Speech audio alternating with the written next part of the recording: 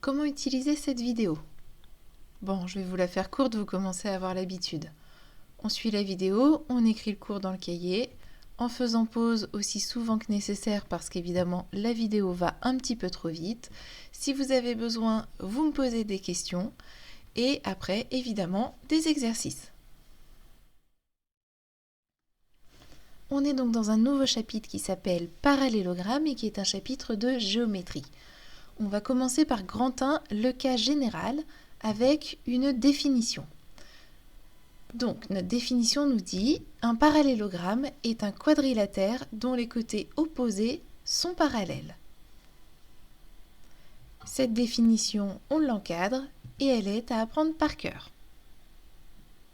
On va mettre tout de suite un exemple. Donc pour cet exemple, j'ai mis un petit quadrillage comme ce que vous pouvez avoir sur votre cahier. Donc si vous avez des petits carreaux, des grands carreaux, peu importe. D'accord ? On va voir ensemble comment est-ce qu'on va pouvoir construire ce parallélogramme. Je vous propose qu'on commence par faire une ligne qui soit horizontale.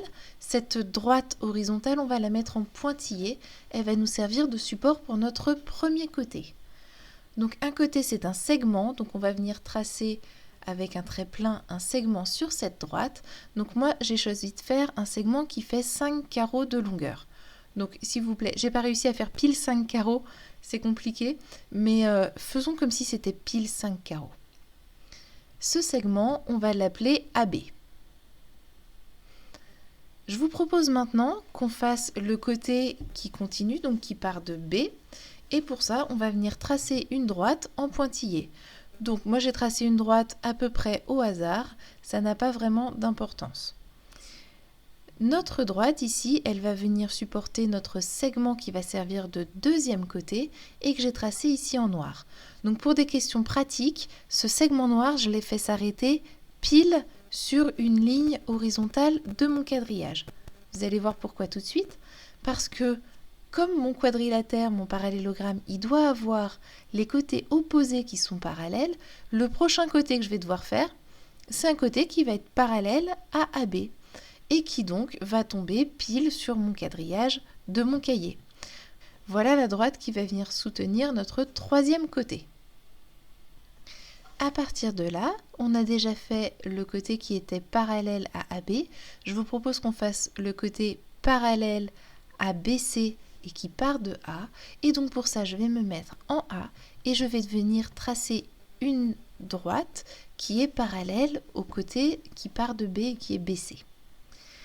À partir de là, vous voyez qu'on a une belle forme qui se dessine et on va donc pouvoir venir faire en trait plein les deux côtés qui nous manquaient et qui nous permettent d'avoir notre figure, notre quadrilatère ABCD.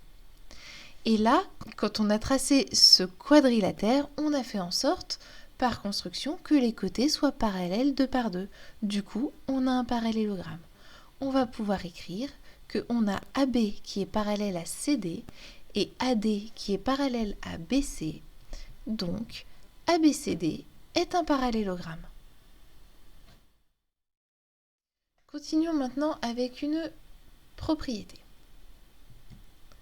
Propriété, si un quadrilatère est un parallélogramme, alors il a un centre de symétrie qui est le point d'intersection de ses diagonales. On va pouvoir encadrer cette propriété, elle n'est pas à connaître par cœur. On va faire un exemple. Donc dans notre exemple, on va venir tracer comme tout à l'heure rapidement un quadrilatère qui serait un parallélogramme qu'on appelle ABCD et comme on nous dit qu'il y a un centre de symétrie qui est le point d'intersection de ces diagonales, on va venir ajouter les deux diagonales, donc la diagonale AC et la diagonale BD, et le point d'intersection de ces diagonales, on va l'appeler O. Ici, le O est un centre de symétrie, est le centre de symétrie du parallélogramme ABCD. Est-ce que vous vous souvenez de ce que c'est qu'un centre de symétrie ? C'était un des premiers chapitres qu'on a fait cette année. C'est un point où si je fais un demi-tour de la figure autour de ce point-là, eh bien je retrouve la même figure qu'à l'origine.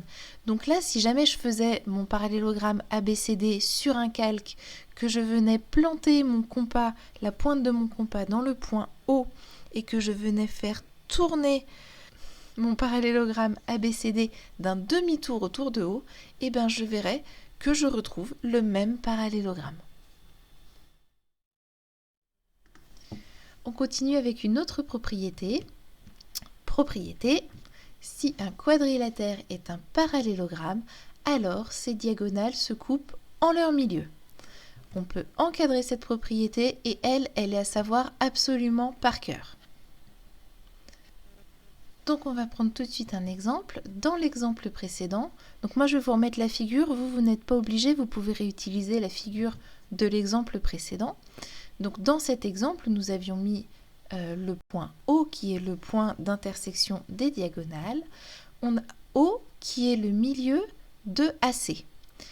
Et ça, on peut utiliser la propriété précédente qui nous dit que O est le centre de symétrie pour le démontrer. On avait vu que si O est le centre de symétrie du segment AC, alors O était le milieu de AC. Et de la même manière, O est le milieu de BD. Allez, dernière propriété de cette partie. Si un quadrilatère est un parallélogramme, alors ses côtés opposés sont parallèles, ça on l'a vu dans la définition, et ses côtés opposés ont la même longueur. Et cette propriété-là est à connaître par cœur. On va remettre un exemple. On a ABCD qui est un parallélogramme. Donc, AB est parallèle à CD et BC est parallèle à AD. Les côtés opposés sont parallèles. Et les côtés opposés ont la même longueur. Ici, cela veut dire que AB est égal à CD et que BC est égal à AD. Et voilà pour notre première partie sur les parallélogrammes.